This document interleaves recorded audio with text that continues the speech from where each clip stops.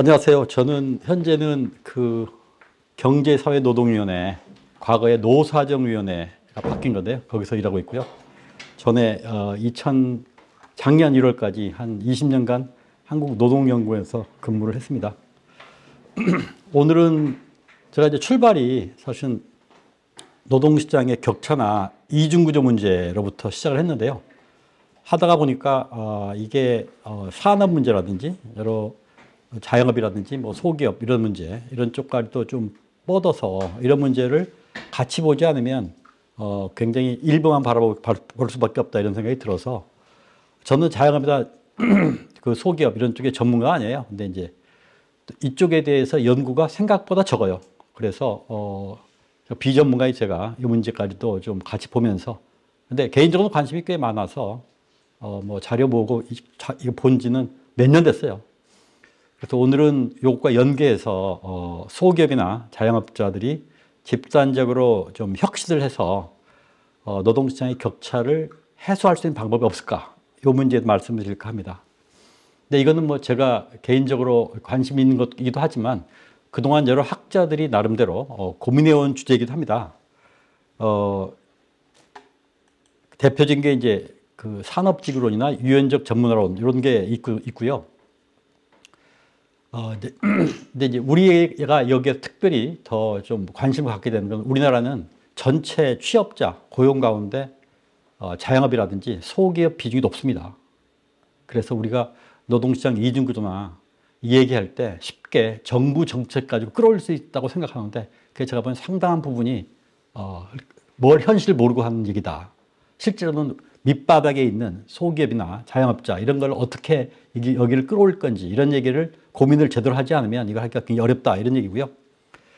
근데 왜 지역의 소기업이나 자영업 이런 쪽이 부진하고 어려운가, 뭐 이런 것들도 좀 살펴보고요. 그리고 이제 그러면 지역의 소기업이나 자영업 이런 쪽이 발전할 수 있는 산업지구의 발전의 여러 가지 사례나, 그 다음에 그걸 발전시키기 위한 혁신 역량, 혁신 방안, 이런 것들에 대해서 좀 오늘 살펴볼까 합니다. 먼저 여기 보시는 것처럼 우리나라 노동시장 이중구조는 흔히 정규직, 비정규직만 얘기하고 대기업과 중소기업 간의 격차, 뭐 이런 얘기만 하는데, 훨씬 복잡한 이런 구도 속에서 노동시장 이중구조가 만들어지고 있고 계속 재생산되고 있어요.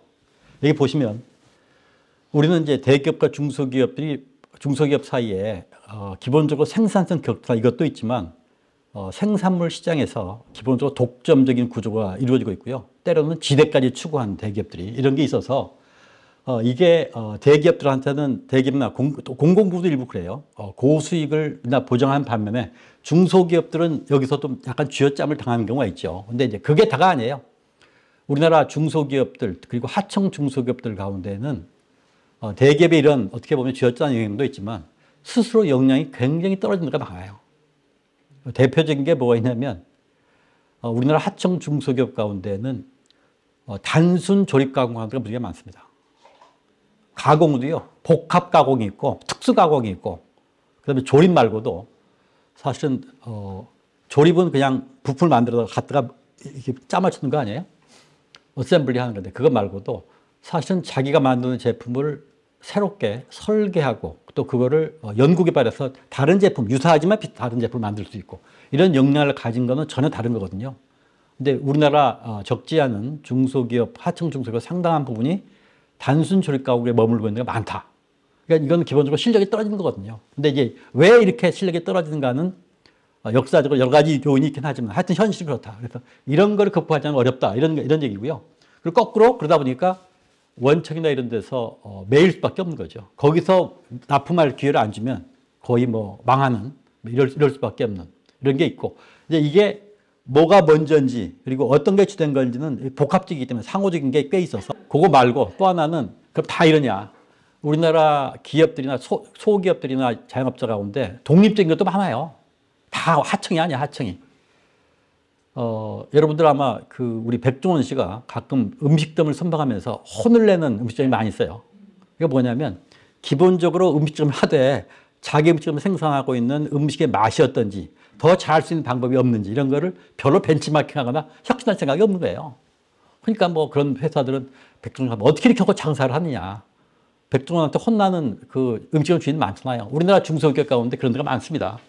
이게 이제 이런 나름대로 독립적인 중소기업들이 혁신 능력이나 뭔가를 새롭게 해보겠다는 이런 의지나 이런 게 능력이 떨어지는데 계속 머무르면서 죽겠다고만 그래요. 그러니까 이런 것들도 어떻게 보면 노동시장의 이중적인 구조를 유지하는 게 있는데 거기다가 이제 때로는 여기 보면 우리나라 노사관계가 기업별 노사관계라서 기업별 노사관계가 이제 만들어진 것도 사실은 과거에 여러분 들어봤는지 모르겠는데 제3자 개입금지라는 게 있어요.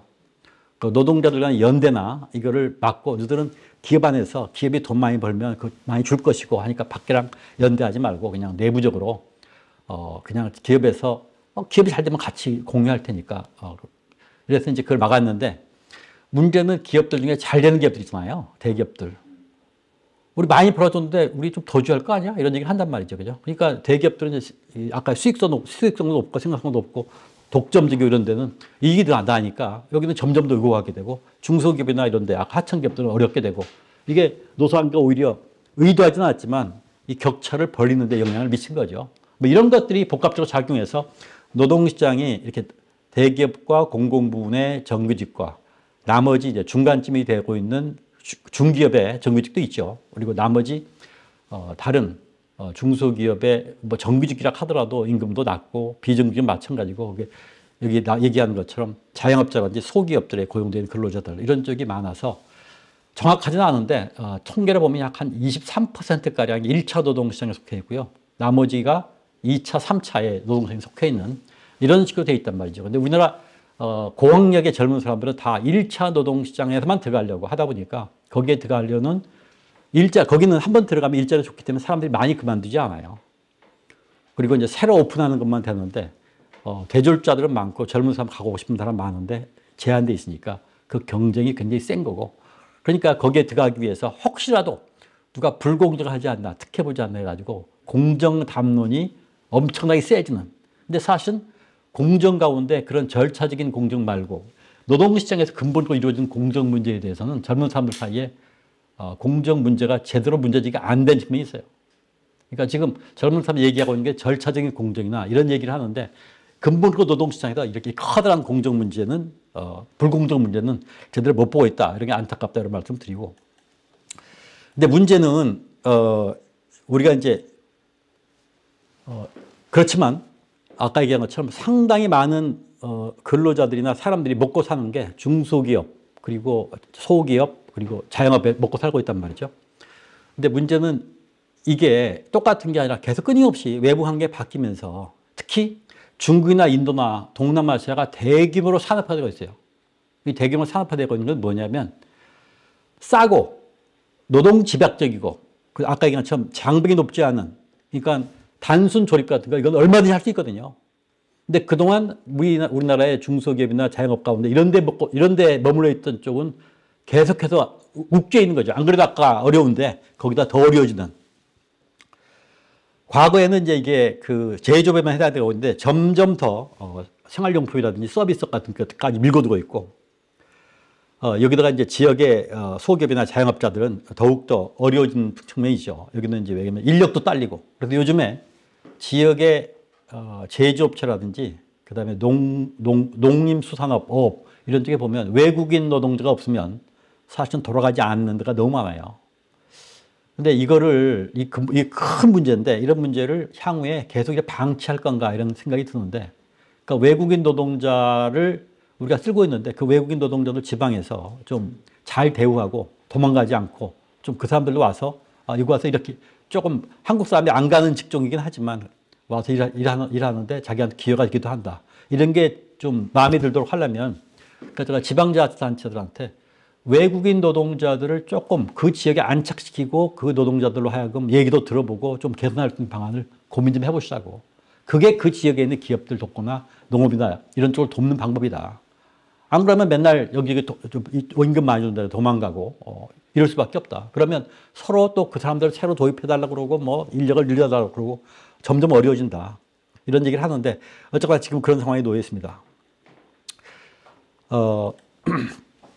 우리나라 지금 시장은 우리나라 시장만이 아니라 세계적으로 자본주의는 사실 대기업이 지배하는 시장이 압도적이에요. 이게 이제 포고지즘이 출현하면서 사실은 대량 생산하면서 과거에 소량 생산하고 수공급적인 생산할 때 가격이 뚝 떨어졌죠. 그죠? 그래서 많은 사람이 소비할 수 있게끔 옛날 이게 이제 포고지즘의 기본인데 이런 자본주의하에서 이런 대량 생산을 해나가는 그리고 싸게 공급을 하는 이런 생산 시스템과 비교해서 우리 자영업이나 소기업 이런 쪽 같은 경우가 여기랑 경쟁할 수 있는 이런 여건이 되겠는가. 이게 다윗과 골리앗의 싸움이 아닌가. 기본적으로 이런 게 드는 거죠. 그죠? 이게 이제 자본주의 역사를 보면 과거에는 다 이런 소기업이나 자영업자가 유럽도 무지하게 많았어요. 근데 이제 점차 대기업들이 시장을 장악하고 중요한 관제고지 쪽 산업 가운데 큰 데서 이런 데서 대기업들이 하면서 점점 짜부라지는 거죠. 그래서 이제 소기업이나 자영업자는 점차 주변화되고 몰락하거나 아니면 일부 영역만 남아있는. 근데 이렇게 대기업 주도의 자본주의 사회에서 그리고 경쟁에서 이 소기업이나 자영업자들이 살아갈 수 있는 대안이 있는가? 일단 무언가? 특히 이제 생산성이라든지 품질이나 가격 경쟁, 시장 정보, R&D 온갖 분야에서 소기업이나 자영업자를 밀릴 수밖에 없어요. 그런데 나름대로 이런 대기업이 지배하는 시장에서 살아남은 이게 영역이 있다는 거죠. 그래서 그걸 보니까 가장 전형으로 나타나는 게 이태리였어요. 이태리에서 소위 산업지구라고 초기에는 학계에서도 어땠냐면 논문을 발표했는데 이태리 학자가 조사해가지고 학계에서 거부됐어요. 발표도 못하게. 말도 안 되는 얘기 하지 말라고. 이거 보면 이런 식의 이게 논리적으로 보면 존재하기가 쉽지 않은 건데 존재한다고 그러고 때로 번성한다고 하니까. 그래서 산업지구가 2000년대 중반에 클러스터로 유행했던 거나 같은 맥락입니다. 조금 그러니까 우리가 깊이 있게 안 들어서 그때 이제 그 논리하고 유사해요. 네. 근데 이제 이게 역사적으로 그 전부터 존재해 오던 것들이 나름대로 이태리 같은 경우는 이런 포지즘이 도입되면서도 나름대로 서바이브하는 여러 가지 전략이나 이런 게 있어요. 근데 이제 그런 것들이 어떻게 서바이브하고 오히려 번성했는가 이런 거를 연구한 건데 나중에는 이제 결국 그런 것들을 인정을 하게 되는 거죠. 근데 이태리에서는 하여튼 대기업이 있는 시장에서 두 가지예요. 하나는 대기업과 경쟁하는 분야도 있고 대기업이 들어오게 는 시장에 조건해가지고 틈새 시장에 있어요. 틈새 시장에서 이거 나름대로 살아남은. 근데 그냥 살아남은 게 아니고 이쪽도 뭔가 혁신을 해서 가령 이태리 같은 경우는 어떤 게 있냐면 유럽 전체 시장이 통합되고 있잖아요. 이런 통합되는 시장에서 나름대로 틈새 시장에서 싸게 한 게 아니라 꽤 비싼 여러 가지 제품, 여러분도 아시는 것처럼 프라다라든지 이런 거 있잖아요. 이런 게 대표적으로 이태리 이런 데서 만든 거거든요. 뭐 이런 방식으로 나름대로 그 틈새 시장에서 꽤 높은 가격에 고급 품질을 만들면서 그걸 강하게 한 생산 시스템을 구축하고 그게 대기업이 하는 게 아니라 대기업 이제 프라다 같은 건 대기업이고 그게 밑에 그 하청 기업이 있지만 그 말고도 이태리는 조그만 기업들이 지역적으로 몰려서 지역의 상품을 만들 때 가보면 작은 기업들이 줄을 이루는 이런 게 많이 있거든요. 근데 이런 게 가능한 게 있다. 이런 거를 우리가 찾아볼 수 있었는데 근데 어쨌거나 이게 우리가 아까 얘기한 것처럼 대기업에 비해서 자영업이나 이 중소기업들, 소기업들은 우선 정보 접근성에서 아주 불리해요. 시장 정보나 금융 정보나 지식 정보나 기술 정보 뭐 온갖 분야에서 정보가 있는데 정보가 있는지도 모르고 찾을지도 모르고 있다 하더라도 활용할지도 모르고 있다 하더라도 그거를 실제로 사가지고 살 만한 돈도 없고 활용할 수 있는 인력도 없고 이런 거 많이 있단 말이죠. 그래서 이런 거에 대한 이런 자원 특히 이제 가령 대출받는다든지 기술 같은 거를 좀 새롭게 도입한다든지 조직을 좀 제대로 짜가지고 한다든지 이런 여러 가지 그럼 새로운 좋은 인력을 끌어들인다 이런 어떻게 보면 자원에 대한 접근성에서도 굉장히 대기업과 차이가 있고요. 그리고 이런 거를 이제 저거는 정말 쓸모 있는 지식이나 정보인데 이거를 어떤 식으로 활용할지 어떻게 이걸 배우지? 이런 흡수 능력에도 차이가 있고 활용 능력에도 차이가 있고 그걸 나름대로 자기 걸로 만들어서 이걸 써먹는 데도 차이가 있고 이런 것들이 개별적으로 도저히 불가능하단 말이죠. 그래서 이제 하는 방법 중에 하나가 그럼 모여서 해보자, 모여서. 단결해서 하는 방법밖에 없다. 근데 모인다 하더라도 그냥 모이면요. 오합지졸에 불과해요. 그죠?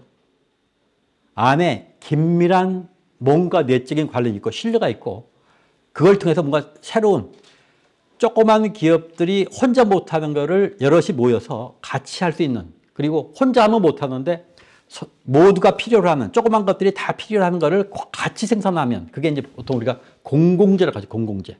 이런 걸 만들어내면 아무도 그걸 생산을 하지 않지만 생산해 놓으면 누구나 다 유용하게 쓸 수 있는 이런 것도 있단 말이죠. 그게 이제 가령 이를테면 같은 데에 있는데 시장 정보가 정확하게 알려줘서 우리가 어떤 제품을 만들고 어느 시기에 만들고 어떤 퀄리티로 만들어야 할 수 있는지 이런 거는 잘 해놓으면 어떤 제품에 대해서 그 조그만 업체들이 다 이익을 본단 말이죠.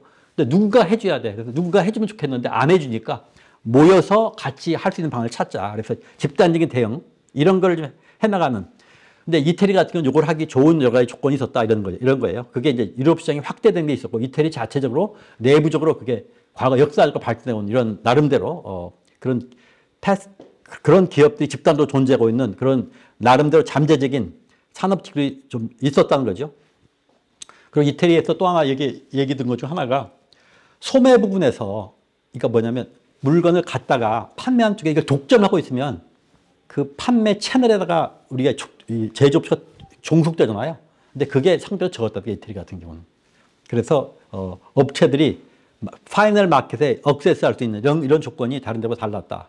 근데 이런 논의가 사실 1984년에 유명한 여기 중간에 보면 나오는데 미국의 MIT 학자인 피오리안 세이블이라는 이런 사람들이 이미 이태리의 사례를 연구해서 이거를 flexible specialization, 즉 유연적 전문화라는 걸로 아예 등식화를 했어요. 공식화를. 이게 뭐냐면 대기업이 지배하는 포지즘에 기초한 대기업이 지배하고 있는 자본주의 시기에 조그만 중소기업들이 집단으로 모여서 내부에서 나름대로 그런 산업체를 형성해서 경쟁력을 충분히 발휘할 수 있는 이게 오히려 굉장히 중요한 자본주의의 모델 가운데 하나다. 우리가 포지즘 모델로 생각하는데 그게 아니다. 라는 얘기를 굉장히 강하게 했어요. 이게 이태리의 경험을 기본으로 바탕으로 했는데 이태리만 그냥 독일에도 일부 있고 나중에는 스페인이나 포르투갈도 있고 일본에도 일부 있고 이런 게 있거든요. 근데 이제 그런 것들을 관련한 여러 가지 이론들을 요거 다 이태리 사람들이 상당수 있죠. 다 보면. 이런 분들이 나름대로 약간의 변종에. 근데 원래는 마샬의 산업직으로는 있었어요. 이걸 바탕으로 해가지고 나름대로 사람들이 뭐 여러 가지 이론들을 나름대로 이태리의 경험에 기초해서 한 걸레가 정리를 좀 한 겁니다. 그래서 이태리의 산업직으로는 이태리의 유명한 베카틴이라는 사람이 이태리의 유명한 사람인데 결국 보면 이때보다 요때보다 조금 늦긴 하지만 이태리 자체적으로 이거 한 사람이거든요. 이 사람이 어떻게 보면 선두가 돼서 그 뒤에 이제 후배들 데리고 또는 후배 학자들과 사업을 하는데 우선 이태리는 지역 공동체가 굉장히 강하게 결속되어 있어요. 그래서 여기서는 신뢰와 공유된 가치가 있어요. 이게 중요한 사회적 자본이라고 할 수 있어요. 그 다음에 역사적으로 나름대로 발전된 이런 조그만 모여있는 데가 있어요. 이게 이게 자연적으로 모여있는 게 있거든요. 이게 생산 공정을 세부적으로 자기들끼리 세세하게 분업을 한다든지 그 다음에 특정한 생산 단계를 전문화한다든지 내부에 그렇지만 하나 회사가 다 하는 게 아니고 협업과 분업이 굉장히 유기적으로 이루어지고 있고 뭐 이런 걸 통해서 그리고 또 하나는 인적 자원이 안에 숙련 노동자들을 계속 키워내는 이런 데서 그리고 이 사람들이 갈 때 완전히 빠져나가는 게 아니고 지역 노동시장 안에서 돌아요. 이런 것들이 계속 공급되고 있고 시장도 리딩 깁이 유존재하는 것도 있고 존재하지 않는 경우도 있습니다. 이게 개별적으로 아니라 집단적으로 외국 시장과 연계되는데 특히 유럽 시장이 확대가 되면서 굉장히 중요한 발전의 계기를 마련해요. 그리고 내부적으로 그러면서도 끊임없이 생산 시스템을 좀 나름대로 업그레이드해서 이태리는 가령 유명한 게 뭐였냐면 이태리가 의류 패션이 유명하거든요. 이태리에는 섬유나 의류 기계도 유명해요. 같이 발전했어요. 그게 뭐냐면 이 적응 시스템을 이게 단순히 그냥 그것만이 아니라 관련된 걸 같이 발전시키는 이런 게 꽤 발전돼 있었고요. 기술 변화도 적극적으로 수행했고 그 다음에 지역 신용 시스템 우리가 지역 은행에서 아무래도 뭐 새로운 투자를 하거나 할 때 돈을 빌려줘야 할 거 아니에요. 근데 아까 얘기한 것처럼 신뢰라든지 지역 내 이런 가치를 공유한 게 있었기 때문에 거기서 만약에 뛰어먹고 도망가면 아예 매장되는 거예요, 그냥. 그러니까 그런 걸 못하게끔 그리고 그런 신뢰 기초로 이런 것들이 가능하게 만드는 이런 게 있고 그리고 지방 정부도 역할을 꽤 해요, 지방 정부도. 이태리는 유럽 가운데 가장 많은 2차 대전 이후에 중앙정부가 바뀐 나라가 이태리입니다. 중앙정부가 가장 많이 바뀐 데인데 대신 이태리는 지방정부가 꽤 많이 발전했어요. 이태리의 대표 유명한 데가 에밀리아 로마냐라고 유명한 그 뭐지 북페어 하는 데가 있는데 이태리 유명한 도시 뭐더라 갑자기 생각나네. 그 도시가 그 주의 주도인데 여기는 원래 공산당이 집권했던 도시예요. 주의 주. 그 뒤에도 에밀리아 로마냐라고. 그리고 뒤에는 뭐 사회당이 집권했는데 그 당시에 이태리 전체를 집권한 거는 중앙정부 집권한 건 약간 우파였거든요. 그건 나중이고 그 전에 2000년 이후에. 그래서 이쪽에서는 좌파들이 생각한 게 이런 환경에 살아남으려면 이 지역에서 자기들이 일자리나 고용이나 산업 이런 거를 잘 발전시켜야 한다는 게 굉장히 강했어요. 그래서 에밀리아 로마냐는 이태리에서 굉장히 여기 발전한 대표적인 주 중 하나예요. 볼로냐 아니에요? 볼로냐. 네. 볼로냐가 주도예요. 근데 거기만이 아니라 이제 이태리에 지금 그 어디야 밀란이 있는 그쪽도 굉장히 그 잘 살아요. 이태리에서 거기는 독일만큼 잘 살아요. 이태리 북부는. 그리고 밀란이 있는 그쪽도 이런 게 굉장히 많은데, 그러니까 그런 지역이 이태리 서드 이태리라고 북서부 이쪽을 중심으로 굉장히 발달돼 있어요.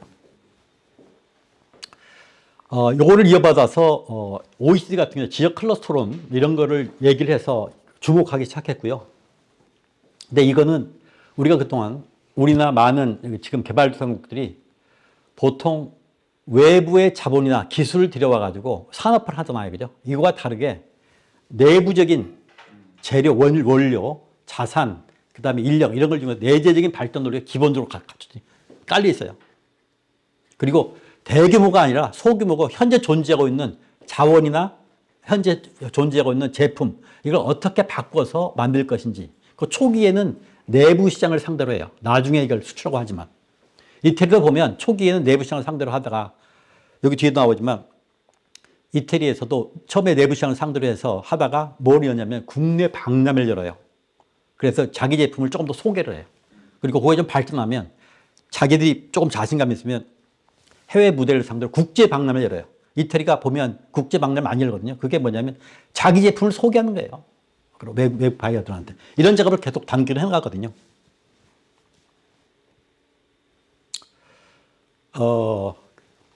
그래서 이거를 조금 구분해 보면 이런 유연적 전문화 또는 산업지구론을 좀 정리해 보면 이렇게 어떻게 보면 생산자와 고객들이 이렇게 다양하게 분포되어 있어요. 그래서 어디를 타겟으로 하고 어떤 정도의 업자들이 어디를 할 건가 굉장히 다양하게 이렇게 할 수가 있거든요. 그러니까 요거에 셀에 맞춰서 사실은 우리가 좀 보면 이태리 같은 경우는 다수의 고객을 상대로 소수의 생산자가 이렇게 하는 건 소수의 이게 독점 생산 방식이죠, 그죠? 근데 주로 다수의 생산자가 요 정도나 요쪽에 주로 여기 상대로 하는 이런 것들이 많이 발전하고 있죠. 거기는 이제 여기 보면 단순화시켜서 대량 생산 제품이 있고요. 그다음에 단품이나 맞춤형 생산 제품이 있어요. 수공업 생산 제품. 단품 생산은 뭐가 있냐면요. 우리나라 조선업 있죠, 조선업. 조선업에서 배를 발주할 때 하나씩만 발주해요. 물론 이제 비슷한 걸 두고 발주하는 것도 있는데 드물고. 금형 같은 경우도 제품 만들 때 딱 하나 단품 생산이에요. 하나만 발주해. 그 하나만 만들어서 그거까지 100만 개를 찍어내. 그러니까 이런 게 단품 생산인데 생산 방식이 다 다르단 말이죠. 그러니까 이걸 어떤 식으로 생산하냐에 따라서 굉장히 다를 수가 있어요. 그러니까 여기서 아까 얘기한 것처럼 이태리 같은 경우는 틈새 시장에 있는 걸 많이 찾은 거죠. 산업지구에 이걸 보통 이제 그런 식으로 특정한 업종이나 특정한 제품을 생산하는 조그만 기업들이 집단적으로 모여있는 어떤 지역에 집중되어 있는 요거를 산업지구로 하는데 그런 산업지구의 형성을 촉진하는 요인이 있고 위기를 낳는 요인이 있어요. 이게 뭐 굉장히 많기 때문에 한번 그냥 보시고 넘어갔어요. 오늘 할 얘기가 많아서. 이제 우리나라 노동시장 상황을 보면 이게 상용직입니다. 상용직. 상용직이 뭐냐면 1년 이상을 우리가 그 고용계약 1년 이상 된 사람을 상용직이라고 해요. 상용직은 2000년부터 2027년 보면 계속 늘어나죠. 그죠? 그 다음에 임시직은 1개월 이상 1년 미만이에요. 이건 좀 줄어들죠. 그죠? 그다음에 일용직도 줄어들죠. 그리고 자영업자도 줄어들죠. 자영업자 가운데 고용주도 줄어들어요. 그죠? 무급 가족 종사도 줄어들어요. 그러니까 전체로 보면 우리나라 취업자 가운데 상용직이 늘어나고 근로자 비중이 늘어나고 자영업자들은 줄어드는 거예요. 그죠? 그러니까 전체로 보면 우리 고용에서 보면 자본주의적인 고용 관계가 늘어나고 그리고 그 중에서도 괜찮을지가 늘어나요. 그래서 우리나라 맨날 뭐 보면 뭐 우리나라 노동시장이 악화됐다, 뭐 열악하다 그러는데 전체로 보면 나아지고 있는 게 있어요. 기본적으로. 다 문제가 있는 건 아니라고. 이걸 보면. 그 중에서 이걸 보시면 취업자 수가 한 20년 사이에 약 600만 늘었나요? 650만 늘었죠. 그죠? 20년 사이에 650만 늘었으니까 1년에 31만쯤 늘어요. 우리가 보통 평균적으로 고용이 늘어나는 게. 최근에 인구가 좀, 그러니까 일하는 사람이 줄어요. 일하는 사람이. 특히 20대, 30대, 40대는 절대 인구가 줄고 있습니다. 근데 그 중에 이제 우리가 임금 근로자 비중을 보면 높아졌죠. 그죠? 63%에서 76%로. 그죠? 그 다음에 상용직 비중이 높아졌죠. 1년 이상 된 사람. 이 사람들은 1개월에서 1년. 이 사람들은 1개월 미만. 이런 거거든요. 비임금 근로자는 자영업자 가운데 남을 고용하고 있는 사람. 그 다음에 이거는 나홀로 자영업자, 무급가족공사 이런 거거든요. 옛날보다 줄어들긴 해요. 그죠? 많이 줄었죠. 그죠? 자영업자 줄고 있어요. 이거 보면 우리도 고용이나 이게 산업이 자체가 약간 진화하고 나름대로 이렇게 자본주의를 바뀌고 있다는 걸 볼 수가 있어요. 그죠? 이거 한 20년만 봐도 그렇단 말이죠. 그런데 다른 나라랑 비교해 보면 우리나라가 여전히 자영업 고용 비중이 높습니다. 그죠? 일본은 10%밖에 안 돼요. 미국을 보세요. 아직도 여전히 규모가 작고 자영업자 중에 잘 나가는 사람도 일부 있어요. 근데 대부분 다 영세장업이 많은데 비중이 너무 높아요. 그죠? 661만 명이라고 나왔어요. 작년도 8월 달 통계로. 그러니까 662만이 2,700만 명 가운데 760만 명가 660만이니까 23.9, 24%가 된단 말이에요. 4명 중에 1명은 여전히 자영업자예요. 물론 이 자영업자는 비임금 근로자를 다 통틀어서 얘기합니다. 그런데 일본어가 비교해봤어요. 일본. 일본은 9.9%예요. 자영업자가. 박사님 자꾸 그쪽으로 가시면 그런가요? 일본 같은 경우는 20년 정도 비교해보면 일본은 약 16.6%라고 우리 현재하고 따져서 약 7.3%포인트 차이가 나요. 일본 20년 전에 벌써 16.6%밖에 안 됐어요. 우리가 자영업자들이 그만큼 비중이 높고 천천히 바뀌는 거죠. 그래서 자영업이 이렇게 어떻게 보면 크고 중요한데 이번에 코로나 때문에 자영업에 대해서 새로운 인식이 생겼어요. 그동안 별로 자기들이 알아서 먹으니까 하겠지 했는데 별로 정책도 어느 부서 정책인지도 모를 정도였어요. 근데 코로나가 생기면서 이분들이 굉장히 어려워지고 하면서 본격적으로 정책이 대상이 됐고 특히 전 국민 고용보험 얘기한 게 이분들을 이제 다 포함시켜서 하려고 한 거죠.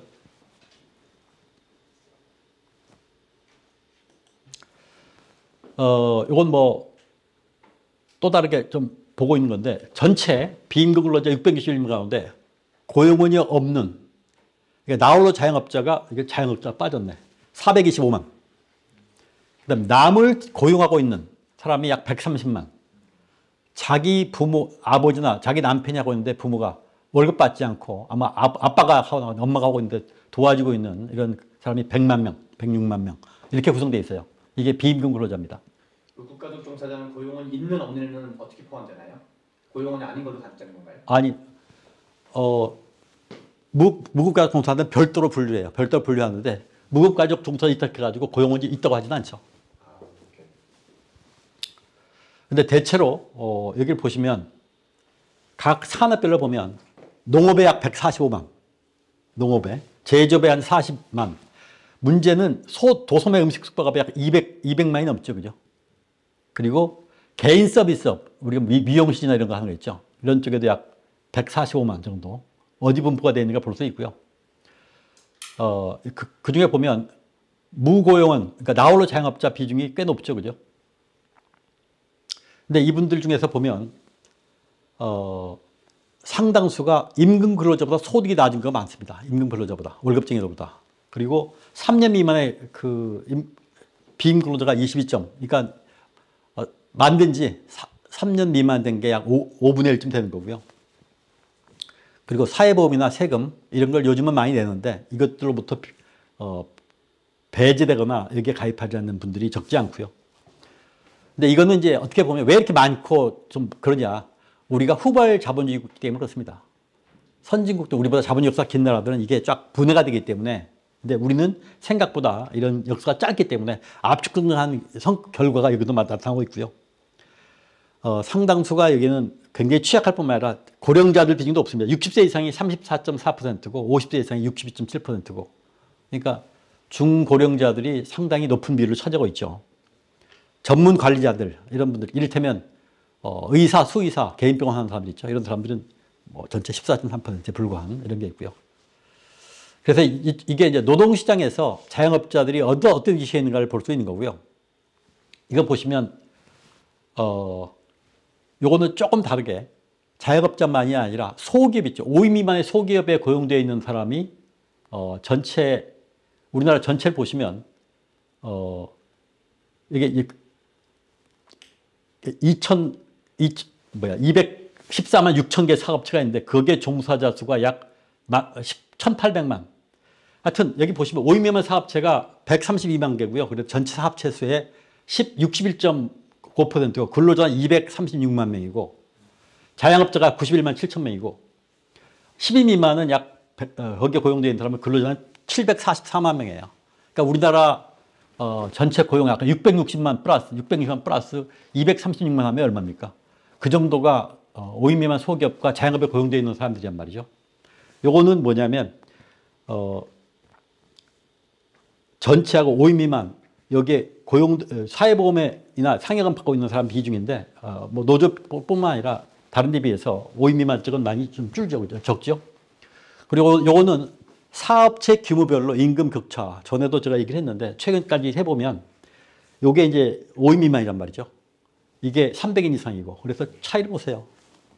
굉장히 크죠.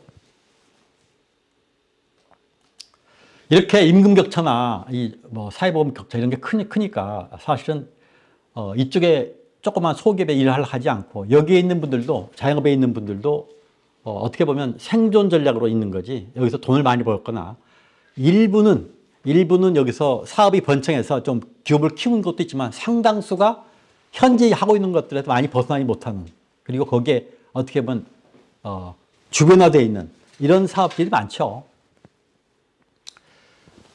우리나라에서도 이제 어떻게 보면 이렇게 자영업자가 되어 있지만 소기업들이 집단적으로 모여서 발전하는 데가 일부 있어요. 보면 시장 쪽에서 보면 대구에 양령시장이 있고요. 금산에 인삼시장, 포항에 죽도 이런 데가 있고 순창 고추장, 강경, 곰소, 젓갈, 청계천 이런 게 많아요. 옥천에 가면 옥천 이원에 가면 우리나라에 묘목 특구가 있어요. 묘목을 생산하는. 그래서 4월달 언제야? 식목일전 때 가보면 전국에서 많이 몰려오는데 거기는 옥천군 이연면은 점점 더 커져요, 그게. 그러니까 이런 게 우리나라도 있어요. 있는데 이런 것들이 좀 발전 전망이 있느냐 하면 그런 게 없기 때문에 사실은 개별적으로 소기업이나 자영업이 흩어져 있어서 발전장을 못 찾고 있죠. 근데 문제는 이런 것들이 이제 대부분 보면 안에서 소재나 재료나 부품이나 시장 이런 것들을 관련을 갖고 있어요. 국내적으로. 그 나름대로 이런 것들을 갖고 있기 때문에 우리가 좀 관심을 갖는 건 여기서 발전할 가능성이 없는지를 지금부터 주목을 해볼 필요가 있습니다. 별로 주목을 못했거든요. 물론 나름대로 연구도 했었고 지방자치단체나 연구자나 뭐 대학이나 이런 쪽이 연구를 그렇게 많이 안 하고 그리고 하더라도 전부 다 개별적으로 집단적으로 하는 이런 길들 많이 안 찾았어요. 그래서 그런 걸 좀 해보자. 이런 게 이제 어떻게 보면 오늘 제가 내생적인 발전을 할 수 있는 이런 길을 찾아보자. 근데 이게 왜 우리는 안 됐는가 이걸 보면 시장 실패가 작동을 해요. 시장에 맡겨놓으면 개별적으로는 여기 어떻게 대응할 방법이 없어요. 그래서 시장 실패를 극복할 수 있는 방법을 찾아야 할 필요가 있겠다 이런 거고요. 그러다 보니까 소기업들이나 이런 자영업자들이 축적된 역량이나 뭐 혁신 역량 이런 게 많이 떨어져요.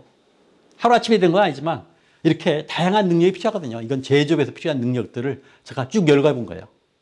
여기 보면 제조나 서비스를 생산하기 위해서는 여러 능력이 필요해요. 단순 제조나 조립이나 제조를 넘어서 특수하거나 전문화하거나 신제품 개발, 그다음에 품질 제고, 재료, 부품, 제품에 대한 이해, 제품 개발, 제품 서비스 설계, 복합 가공 능력, 맞춤형 서비스 제공 능력, 이런 것들이 다 어떻게 보면 업체들이 갖고 있는 능력인데 굉장히 제한된 능력밖에 없어요. 그리고 이런 것들을 갖고 있는데 이걸 끊임없이 혁신하고 개선할 수 있는 다양한 노력을 해야 하는데 이게 안 된단 말이죠. 그리고 이미 존재하고 있는 이 명문화된 지식이나 이것도 활용을 못하는 게 개별적으로 뭐 이거를 어떻게 다 해 혼자. 조직된 영향이 없으니까. 그거 말고도 우리가 내부적으로 보면 자영업자나 소기업들이 굉장히 과학적 관리를 못해요. 경영을 못해요. 주먹구구식 경영이나 관리를 비과학적인 관리를 해온 게 많아요. 특히 소기업. 이거는 소기업이나 중소기업도 우리들가 꽤 있어요. 그 아까 얘기한 백종원 벤치마킹 얘기는 하잖아요. 그죠? 이건 기본적으로 우리 주변에서 잘 되고 있는지 왜 잘 되는지 찾아보자 이거거든요. 이거 가장 기본이야. 근데 이것도 안 하는 데가 많단 말이죠. 그리고 이런 어떻게 보면 유연적 전문화의 노력, 그리고 이거를 공동으로 하려고 하는 가버넌스가 없었다. 이런 게 어떻게 보면 우리나라의 소기업이나 자영업자들이 제대로 발전하지 못한 이런 원인으로 얘기할 수 있겠죠. 그러면 어떻게 하면 이런 내재적인 발전을 추구할 수 있을 것인가? 우선 이런 데가 모여서 중소기업, 소기업이나 자영업들이 업종이나 제품별로 집단적으로 발전하고 진화할 수 있는 길을 찾아보자. 이걸 하면 좋은 점이 뭐냐면요.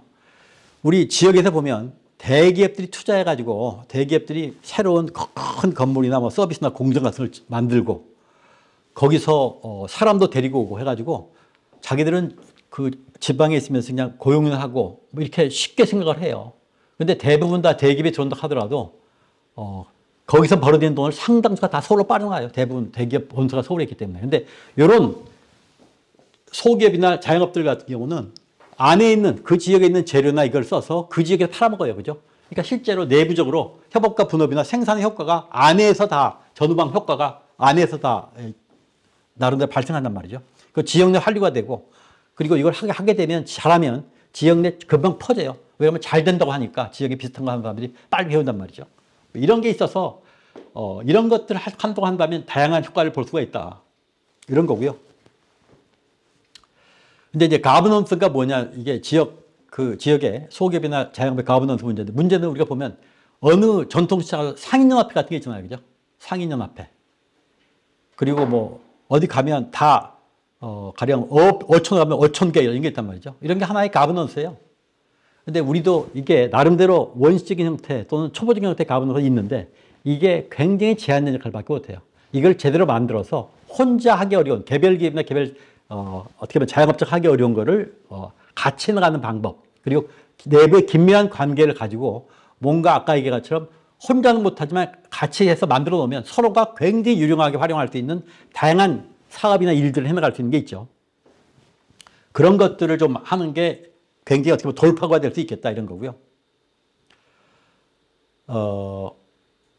뭐 이거는 마찬가지로 그런 얘기를 좀 다른 얘기를 해놓은 거고, 그 다음에 우리 같은 경우 그럼 이렇게 한 게 없냐? 여기는 제가 조사나 해봤어요. 근데 이게 잠재적으로 남대문 헤어 액세서리가 있는데 여기 보면 257개 점포가 같이 모여 있어요. 여기가. 근데 여기에 대한 연구도 안 돼 있어요. 250개가 모여 있다는 거는 뭔가 이 지역을 중심으로 해가지고 헤어 액세서리가 전국적으로 쫙 팔려나가는 거예요. 그러니까 이게 옛날에 남대문의 이 액세서리가 세계적으로 굉장히 경쟁력이 있다는 얘기를 들었는데 저도 그때 좀 연구해봤으면 좋겠다 싶었는데 못했는데 최근에 보니까 이게 나와 있어요. 그러니까 이런 것들이 어떻게 만들어져 있고 어떻게 하면 이게 국내를 넘어서 세계적으로 역할을 할 수 있게 만들 것인지, 그리고 인력을 어떻게 할 건지, 자본을 어떻게 할 것인지, 제품 혁신을 어떻게 할 건지, 시장이 어떤지 이런 걸 다 조사해서 이런 게 제대로 역할을 할 수 있게 만드는 게 중요한데 우리가 이거를 제대로 부분적인 건 했는데 많이 못했어요. 서울시가 연구 용역을 왕창 주면 되겠네요. 그리고 제가 해본 거는 요거는 금산 인삼 연구를 좀 해봤는데요. 요거는 이제 지역 그 대표적인 금산은 우리나라에서 인삼의 도매가 1년에 1조쯤 이루어지고 있나요? 모든 인삼들은 생산자잖아요. 그럼 금산에 와서 일단 가격이 매겨진 다음에 쫙 이게 소비가 되는데, 그래서 금산은 왼쪽에 보시는 것처럼 판매업, 약초류 이게 다 이렇게 많아요.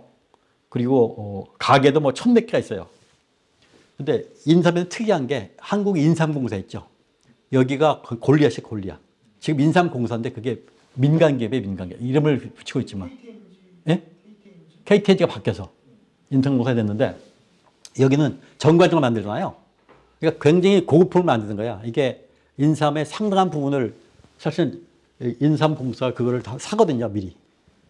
근데 이제 여기에 대해서 옛날에는 어땠냐면 이게 독점이기 때문에 소위 이제 인삼을 부가가치를 높이는 방법이 홍삼을 만들어요, 홍삼. 홍삼 만드는 거 그거를 그 당시에 공기업인 전매, 인삼, 여기만 하게 하고 나머지 만들지 못하겠어요. 이게 풀린 지가 얼마 안 됐어요. 그리고 이제 여기는 규모가 크고 R&D 센터가 굉장히 크고 한데 금산의 나머지 조그만 것들은 거기랑 상대가 안 되는 거예요. 달과 골리앗의 싸움이야.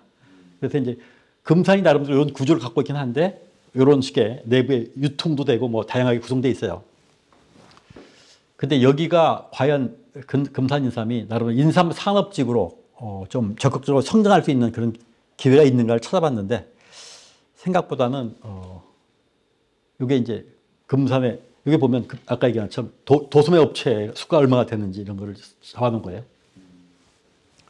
이것도 좀 설명하려면 긴데 하여튼 그냥 말씀하신 금산구 고용인원이 22,962명이 고용돼 있다는 얘기신 거고 예, 예. 금산구 전체에 인삼 소매업과 관련돼서만 아니 전체 고용이 여기 보면 이제 소매 식품 가공업 아니 아니라 금산군 전체 고용이 22,962명이라는 얘기인가요? 나도 헷갈리네. 이게 전체 그냥 인삼 관련된 게 아니고 그 중에 인삼 관련된 게 소매 이거죠. 소매가 2,500명. 그다음에 금산군 전체 고용이 22,000명. 22,000명. 예. 이제 인삼과 관련된 게 2,500명이라는 말씀이시죠? 그렇죠. 거기다가 여기까지 포함해야 하니까 식품 가공업체 상당수가 그러니까. 4,200명 되겠네요. 예. 그거 큰 거죠. 금산에서는. 네. 3개 큰 수삼 도매 시장 같은 게 있고요. 5개 인삼 약초 시장이 운영되고 있고.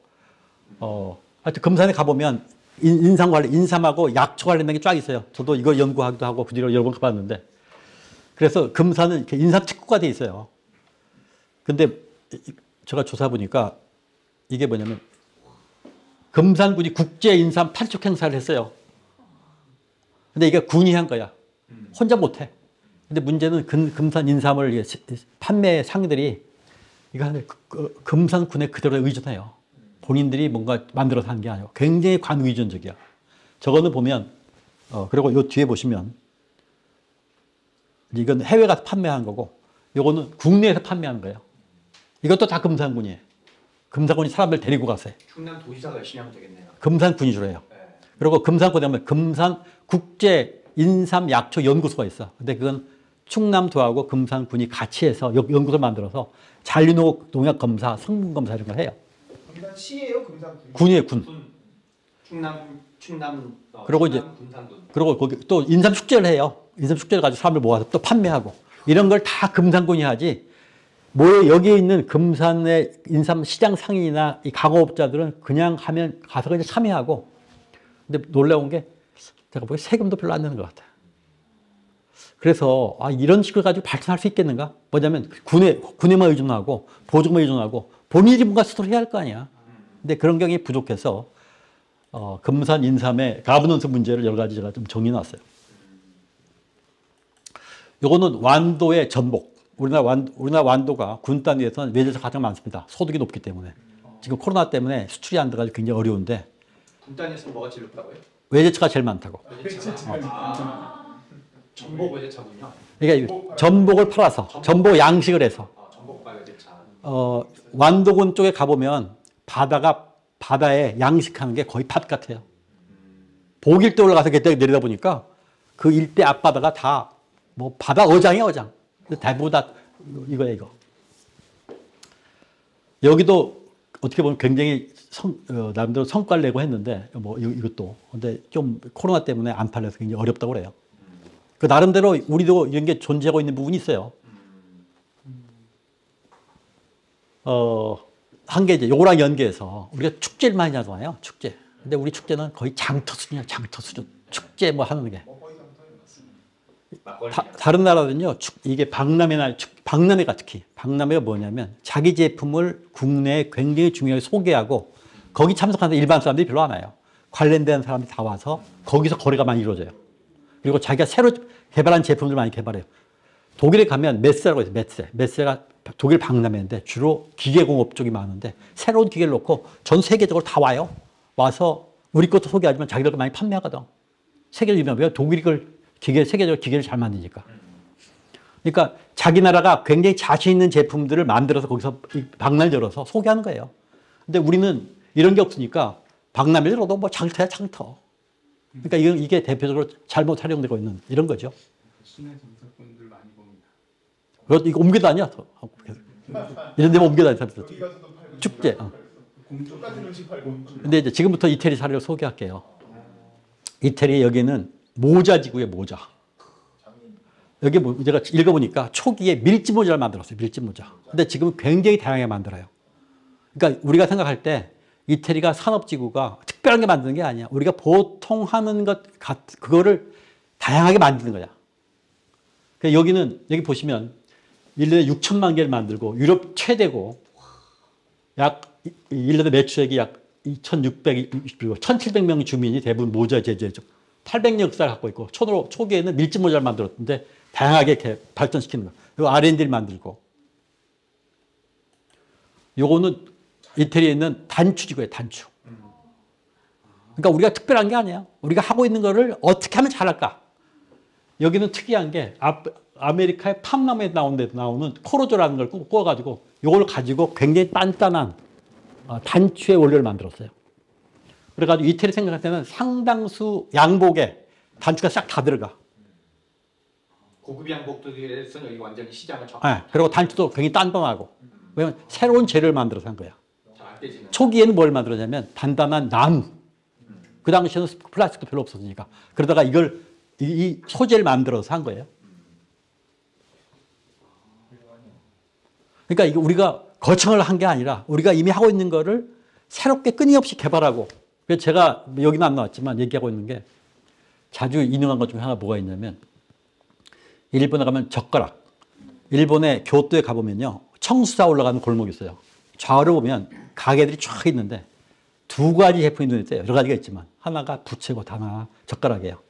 근데 젓가락이 어떻게 만드냐면 그 젓가락 재료를 어떤 나무로 만들 건지. 나무젓가락 때 그 젓가락 네, 나무젓가락 일본은 쇠 젓가락이 없어요. 한중일 가운데 쇠 젓가락이 있는 건 한국밖에 없어요. 삼국시대 때부터 우리 노쇠 젓가락 만들어 썼거든. 근데 하여튼 일본은 이 나무 젓가락을 만드는데 나무를 어떤 나무로 만들 건가? 나무의 젓가락 디자인을 어떻게 할 건가? 거기다 뭐를 칠할 건지. 이게 몇백 종이 있어요. 몇백 종이. 젓가락만 해가지고 굉장히 비싼 것부터.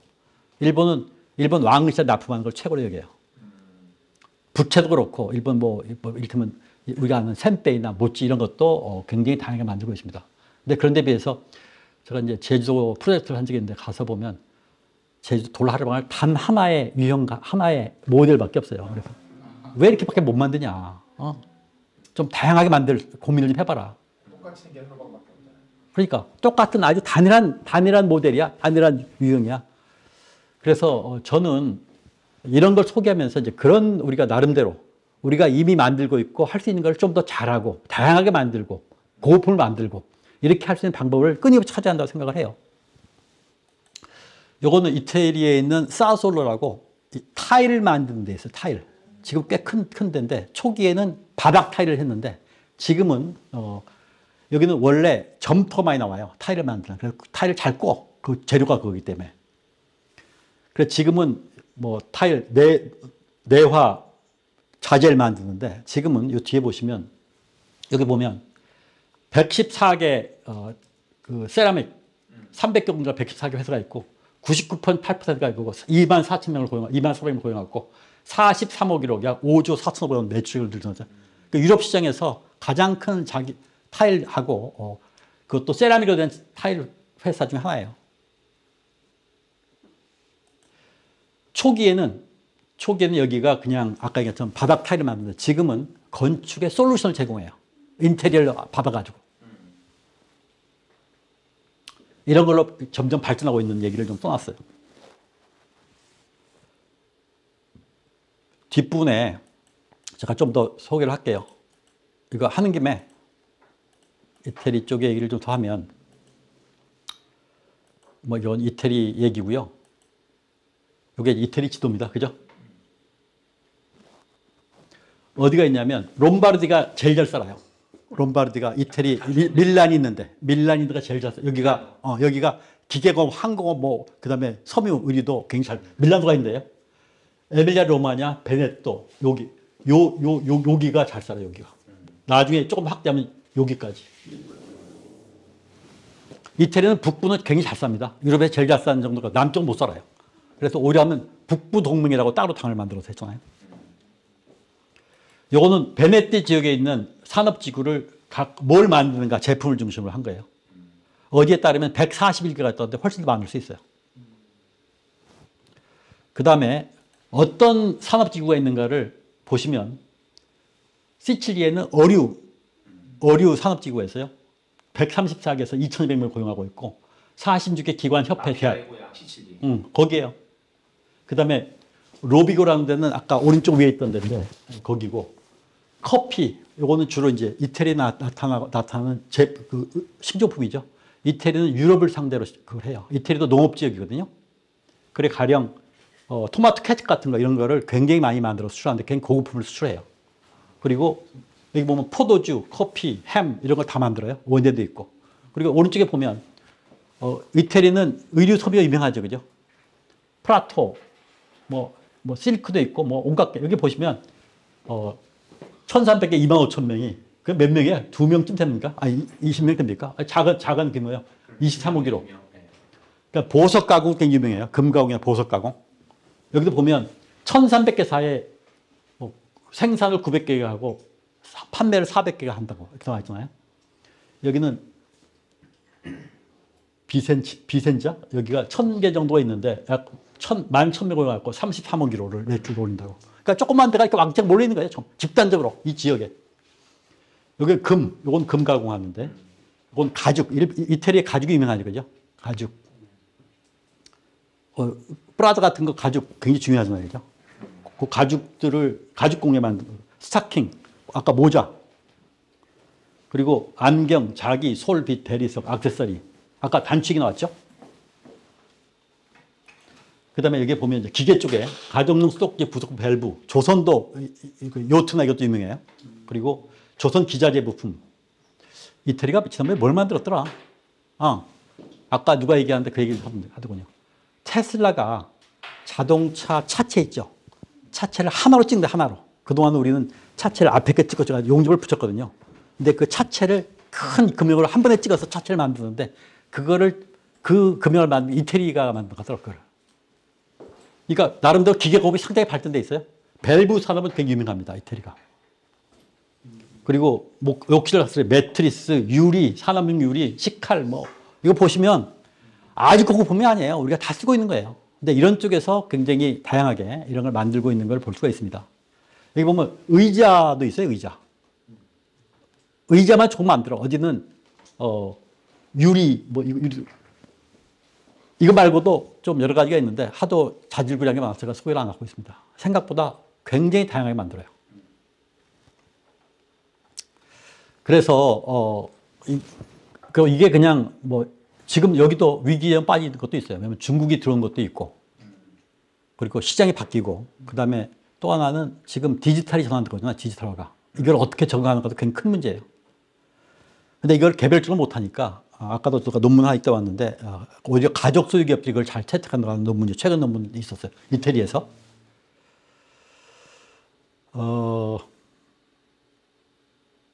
그래서 이제 이걸 얘기를 했고요. 근데 이태리에서 이제 이게 가능하게 된 게 산업지구의 나름대로 생산이 굉장히 아까 얘기한 것처럼 제품이나 업적으로 굉장히 전문화되어 있어요. 그죠? 모자만 만들어, 모자만 100년 이상 만드니까 모자 만드는 데 대해서는 온갖 국리를 다 했을 거 아니에요. 그죠? 그리고 그 모자에 만드는 데 필요한 재료를 어디서 어떻게 조달할 건지, 모자 제조 공정을 어떻게 디자인할 건지, 품질이 어떻게 할 건지, 그다음 어디 시장이 어떤지 이런 걸 다 알고 있는 거예요. 그리고 고수의 전문화라고 있고, 효율적으로 이제 소통이나 정보가 흐르도록 하고 있고, 여기 나름대로 그게 갖고 있는 이게 작동이 가능하게 만드는 몇 가지를 정리한 겁니다. 또 한 개가 혁신을 하려면요. 우리가 새로운 게 보이면 그게 이제 흡수 능력이라고 하는데 어떤 지식이나 새로운 게 보이잖아요.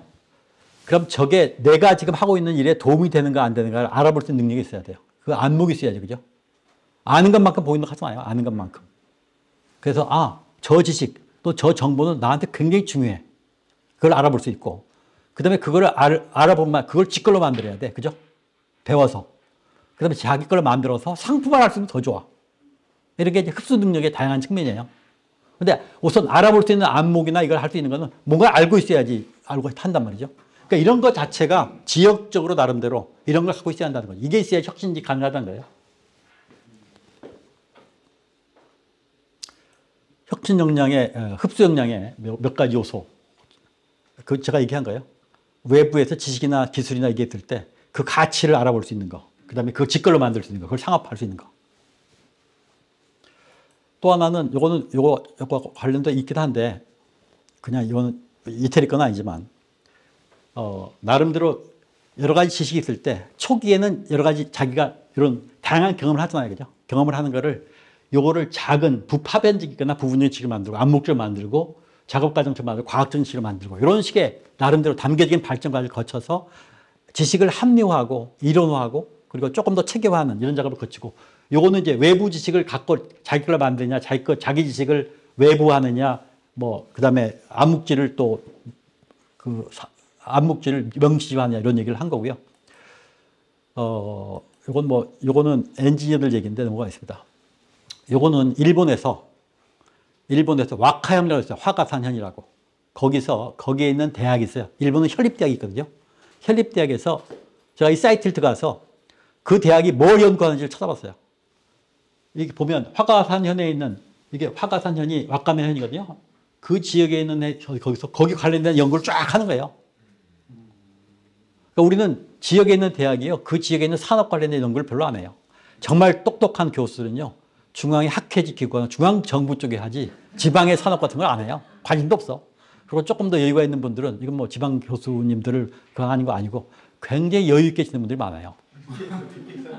그냥 여기 정말 그 지역의 산업이나 이런 걸 가지고 실험하고 그 연구하는 분이 생각보다 적어요.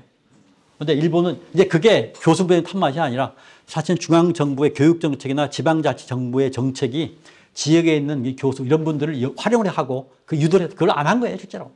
그러니까 우리도 이제 뭘 하려면 지역에 있는 이런 대학의 교수나 전문가들을 이런 쪽 유도를 하고 그쪽에 관심을 갖게 만들어야 돼요. 이게 이제 굉장히 중요한 혁신이고 R&D의 기초가 될 수 있는 거죠.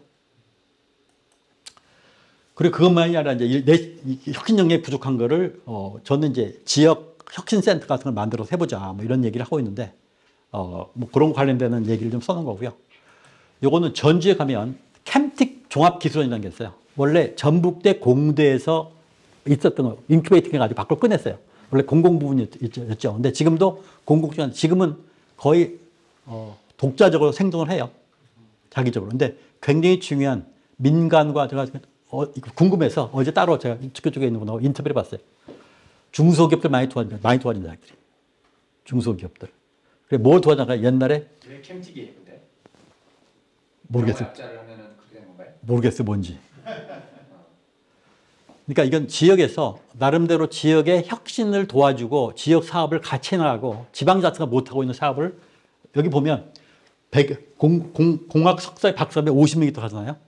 그러니까 실제로 기술 지원이나 이런 걸 많이 해요. R&D 같은 거를. 그러니까 이런 것들을 많이 만들어 활용할 수 있는 그래서 지역의 특정한 제품이나 산업에 집중해서 도와줘서 그걸 육성할 수 있게끔 하는 이런 작업을 해야 한다는 거예요. 우리도 이제 이미 존재하는 거지. 지금 시간이 9시에서 9시 20분 사이까지 하시면 됩니다. 그래서 이제 그거를 보면 가장 중요한 게 사업자 단체를 만드는 게 굉장히 중요합니다. 혼자 못해요. 사업자도 잘 만들어져야 돼요. 사업자 단체가 만들어서 대학 연구소 이런 서비스 제공업체 중앙정부 지방정부랑 같이 지역 혁신센터 같은 걸 만들어서 여기가 이런 역할을 할 수 있게끔 가령 교육 훈련도 하고 공정 개선이나 이런 품질 관리도 하고 연구 개발 이런 것도 하게 만들고 이건 주로 대학이랑 해야 하는 거죠. 그다음에 금융, 법률, 무역 회계 이런 것들도 지원을 받고 요건 요금 지원 받아야죠. 축제나 공동 상표 인증 이런 걸 좀 해야죠. 그다음에 시장 개척도 해야죠. 시장 개척 그죠? 이런 걸 하게 되면 이런 게 이제 선순환구조를 만들기 위한 작업을 계속 해야 하는 거예요. 근데 이거 누구 하냐? 개인으로 못 해요. 이런 걸 이게 만들어져서 여기랑 같이 하는 거야. 이게 어떻게 보면 지역에서 나름대로 제품이나 업종 같은 혁신할 수 있는 이런 어떻게 보면 주체들을 만드는 작업이죠. 그래서 그 얘기를 좀 여기저기 써놓은 거예요, 여기에. 아까 이태리 얘기는 했고요. 그죠? 여기 보시면 이제 마지막으로 이태리의 무역 전시회, 무역 박람회가 연간 1000회 이상인데 195개가 국제적인 박람회다. 442개가 이태리 전국 박람회, 113개가 지역 박람회다. 이태리 무역 박람회는 세계에서 2위다. 이탈리아 다 합쳐서 저렇단 말씀이신 거죠? 예, 이태리 다 합쳐서. 1000개가. 예. 이태리의 금세공과 보석세공업은 빈센자에서 열리는 세 차례. 요거는 이제 예를 들면 아레주에서는 1회, 그 다음에 발레자 포에서는 1회 이렇게 열리고 있고, 뭐 1,500개가 참석하고 있고, 밀라노 국제 조명 박람회는 유롤루스라는 데 30만 명이 방문에 참석하고 있고, 뭐 이런 얘기를 그러니까 어떻게 보면 내부의 산업에 기초해서 그 산업의 제품들을 어떻게 보면 판매하고 또 외국에 또 와서도 사게 만들고 또 외국에 잘 된 거를 좀 어떻게 보면 배우고 굉장히 중요한 그런 장이 되는 거죠. 그야말로 장이 서는 거예요. 제대로 된. 이렇게 좀 내부적인 역량에 기초해서 이런 것들을 만들고 활용하는 이게 굉장히 중요하다. 근데 이거는 내부적인 역량도 없으면 하면 아까 장터에 불과해요. 장터. 오늘 뭐 이런 정도로 말씀을 드리고 오늘 좀 요약해서 말씀드리면 우리나라 노동시장 이중구조를 해결하기 위해서는 자영업하고 소기업들을 바꾸지 않으면 그쪽이 소득이 낮은 걸 바꾸지 않으면 이게 줄일 수가 없는데 이제까지 너무 그런 부분이 주목을 못 받아왔다. 근데 그걸 바꾸기 위해서는 이쪽에 생산성이나 품질이나 여러 가지 혁신을 해야 하는데 조그만 것들은 분산돼 있어서는 도저히 어떻게 볼 수가 없다. 그중에 특별히 지역적으로 몰려 있고 가능성 있는 데를 찾아서 이런 산업지구처럼 이런 걸 혁신하는 작업을 끊임없이 노력을 하고 이게 이제 지역이나 지역 대학이나 여러 사람들이 같이 혁신을 통해서 이걸 끌어올리는 작업을 통해서 몇 개의 굉장히 중요한 성공적인 모델을 만들면 많은 쪽이 따라올 거다. 그리고 그 중에서 제일 나름대로 잘 나가는 모델 중에 하나가 이태리의 산업지구 모델이다. 그래서 이태리 산업지구 모델을 우리가 똑같진 않지만 우리가 배울 수 있는 배워서 해나간다고 한다면 나름대로 소기업이나 그다음에 자영업들이 뭔가 좀 일방적으로 망하지 않고 혁신해서 발전할 수 있는 그런 새로운 좋은 길을 개척하는 게 아니냐. 이런 말씀을 드리고 싶었습니다. 이상 마치겠습니다.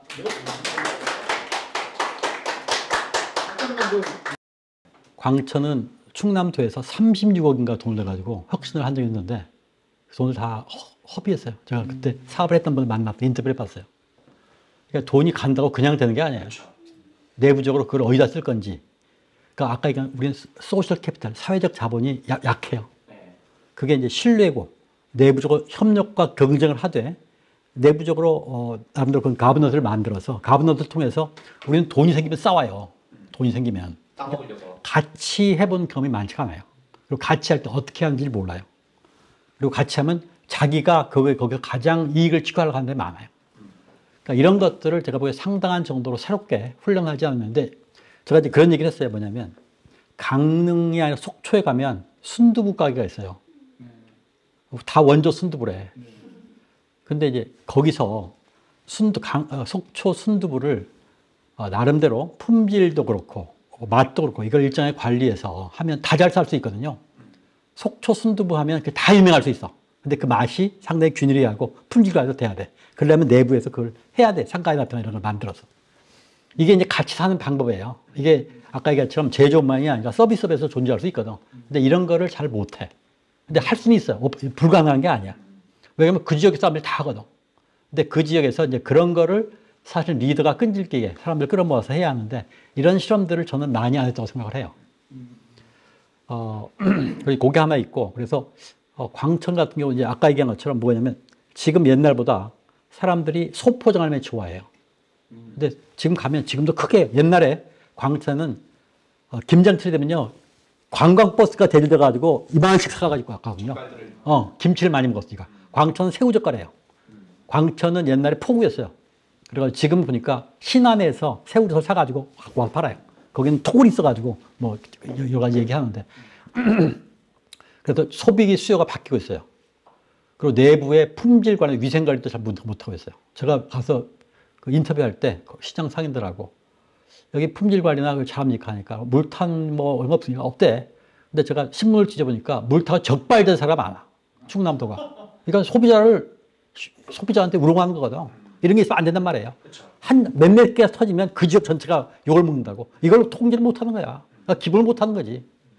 내부 숫대를 잡아야 될 건데. 그러니까요. 그러니까 이런 걸 할 수가 있어야 돼. 안 그러면 다 망하는 거야.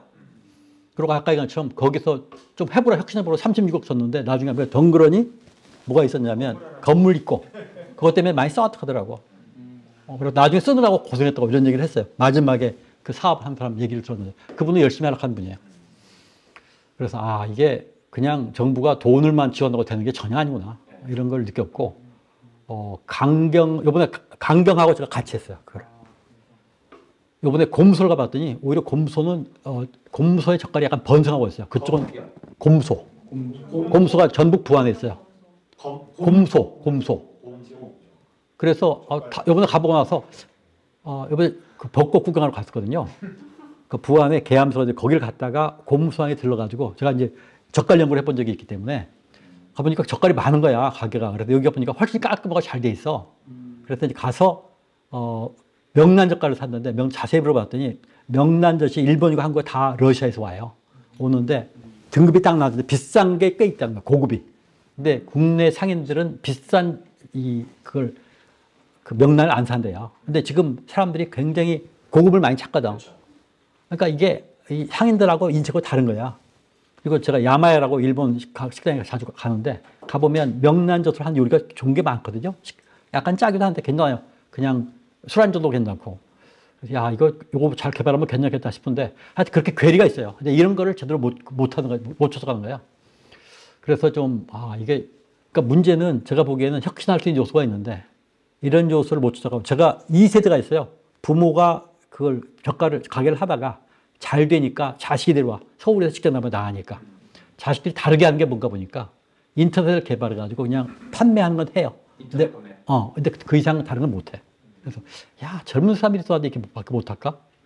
물론 쉽진 않아요. 아까 얘기한 것처럼 사람들이 돈 생기면 싸우고 뭐 이런 것들이 있기 때문에 쉽지 않은데 그러니까 끈질기게 달라붙어 해야 돼요. 저는 이제 그런 노력을 지역에서 하는 지역의 젊은 사람들이나 지방자치나 필요하다고 보고 저는 개인적으로 지금 하고 있는 일자리를 그만두면 지역에서 지방자치단체 가운데 사업을 열심히 하려고 하는 데 도와서 이런 걸 좀 해보고 싶어요, 사실.